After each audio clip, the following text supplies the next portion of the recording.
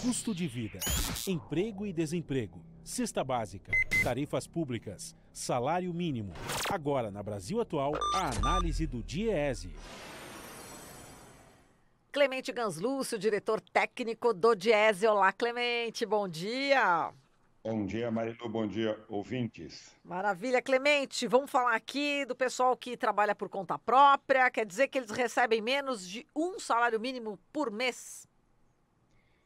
Bom, Marilu, o mercado de trabalho no Brasil tem uma heterogeneidade, ou seja, uma diversificação de formas de ocupação entre os assalariados com carteira de trabalho assinado, os assalariados sem carteira de trabalho assinado, que são mais ou menos 33 milhões com carteira assinada, 11, 12 milhões sem carteira de trabalho assinado, e há outros 24 milhões de trabalhadores que não são assalariados, mas são os trabalhadores chamados por conta própria ou trabalhadores autônomos. Não tem vínculo de assalariamento, portanto, não tem um empregador e muitas vezes não tem nenhum tipo de trabalhador, nenhum tipo de empregado. Às vezes até tem um ajudante, mas não com uma relação formal de assalariamento. Portanto, esses trabalhadores chamados trabalhadores autônomos ou por conta própria formam, hoje são mais de 24 milhões de trabalhadores, mais de um quarto da força de trabalho, portanto, no Brasil, tem essa forma de inserção ocupacional. Ela é caracterizada, como eu disse, por uma ausência de um vínculo assalariado, de uma prestação de serviço permanente e contínua a uma empresa e subordinado a ela, mas é uma forma de ocupação que tem relação com a prestação de serviço com as famílias ou, muitas vezes, para as próprias empresas. Esses trabalhadores podem ser um carpinteiro, um eletricista, um pedreiro, pode ser um ambulante em vias públicas vendendo ou alimento ou alguma mercadoria, pode ser um outro prestador de serviço que lava carro na rua ou cuida de um automóvel na rua ou assim por diante, trabalhadores que fazem as mais diferentes ocupações, têm as mais diferentes ocupações e fazem os mais diferentes serviços. O que mais caracteriza essa ocupação é uma grande fragilidade do ponto de vista da proteção social. No geral, não tem proteção da previdência, não tem proteção para algum acidente de trabalho ou ausência de renda por algum infortúnio em termos de saúde, por exemplo, ou uma necessidade de afastamento do trabalho, deixa sem renda. E também a situação da inserção ocupacional é caracterizada por uma grave distorção do ponto de vista do rendimento.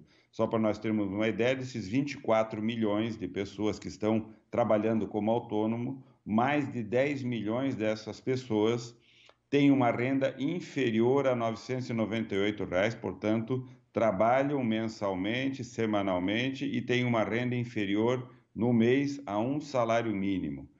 Portanto, quase 50% dessa força de trabalho autônoma tem uma renda inferior a um salário mínimo. E se nós considerarmos ainda aqueles autônomos que ganham menos de R$ 300, portanto, menos de um terço do salário mínimo, que significa em torno de R$ 10 por dia, nós temos 3,6 milhões de trabalhadores autônomos que têm uma renda equivalente a R$ 10 por dia.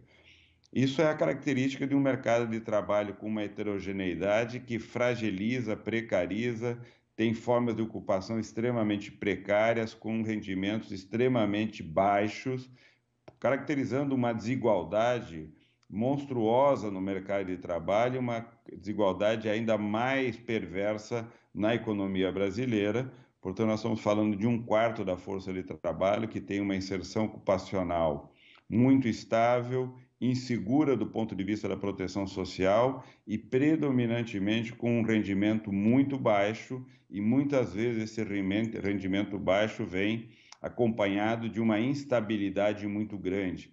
O rendimento muito baixo muitas vezes está associado a jornadas extremamente elevadas. Muitos desses trabalhadores têm jornadas de 10, 12, 15, 16 horas por dia para conseguir ter esse rendimento extremamente baixo, porque se eles não tiverem uma jornada tão extensa, eles não conseguem ter nem essa renda tão baixa que é realizada por esse tipo de atividade. Portanto, é a característica de uma economia que tem uma forma de ocupação que predomina, portanto, é mais de um quarto da força de trabalho, numa inserção ocupacional e de baixa renda, exigindo uma jornada de trabalho, muitas vezes, muito elevada e extenuante. Pois é, estava vendo aqui, Clemente, estava falando as pessoas, né, que ganham R$ 300 por mês, não dá nem para comprar. Por exemplo, aqui em São Paulo, a cesta básica está R$ 493,16. Nem a cesta básica dá para comprar, né? Como é que vai sobreviver com R$ 300 por mês? É possível isso?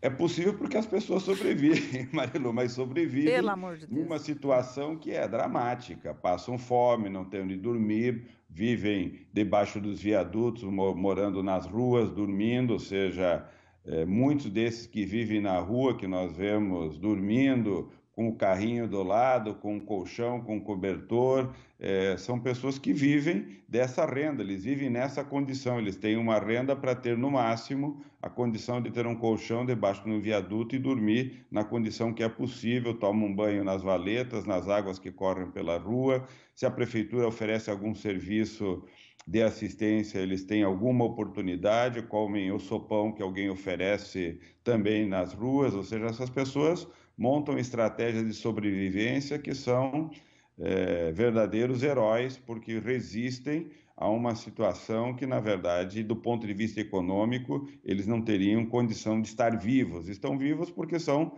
resistentes, são verdadeiros heróis que conseguem viver com uma renda que não, como você disse, com R$ 300 não é possível nem comprar a cesta básica de alimentos, ou seja, se a cesta básica em São Paulo custa quase R$ 500, com R$ 300 você não compra nem os alimentos, quanto menos todos os demais itens que compõem aquilo que é o gasto que nós temos para o orçamento das nossas despesas para conduzir a vida no dia a dia, seja pessoal, seja na família. Portanto, essa penúria leva à pobreza, à miséria, à desesperança, ao desespero e muitas vezes à violência que marcam as formas de condição de vida que predominantemente crescem na sociedade e crescem nos centros urbanos. Exato, faz lembrar de uma passagem que eu tive ali perto do Armazém do Campo do MST, Clemente, ali no Campos Elíseos. Eu estava com uma amiga no carro, a Lúcia, e chegou uma pessoa pedindo, né, dinheiro. E eu estava sem nada, absolutamente nada, só com o cartão, infelizmente, e a Lúcia deu R$ 5 para ele, né? Olha lá, o que você vai gastar, né? Com medo, né? Aquela coisa, olha, vai comprar cachaça, aquela coisa toda. E aí ele falou assim, 5, olha, vai dar para comprar almoço para mim e para mais 4. Quer dizer, eles são Exatamente. solidários, né, entre eles, né? É isso, Clemente. Exatamente, nós temos muitas vezes, a sociedade tem uma visão muito Sim, distorcida da pobreza, né? Acho que a pobreza é vagabundagem, é o cara que é alcoólatra, é o viciado no crack. É evidente que esse problema existe não só entre os pobres, existe entre os ricos, existe em toda a sim. sociedade. Agora, a pobreza é predominantemente, majoritariamente, o resultado de uma escolha da sociedade que não opta pela distribuição, que não tem solidariedade, que não tem um projeto de desenvolvimento econômico que os inclua como agente econômico com direito a um bom emprego, a uma boa renda.